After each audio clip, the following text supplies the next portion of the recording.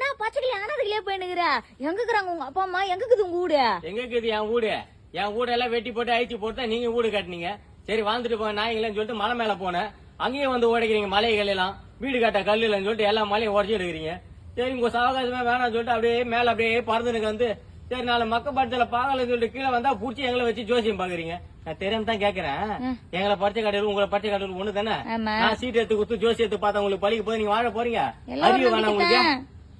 இது கூட பரவாயில்ல. இன்னொரு கேங்க என்ன தெரியுமா வந்து குச்சி கூண்டுல வச்சு எங்க நாக்குல தேடு தலை எடுத்து மிளகா தூள் தடவி தோலை உரிக்குதுங்க. நாங்க பேசுறோமா?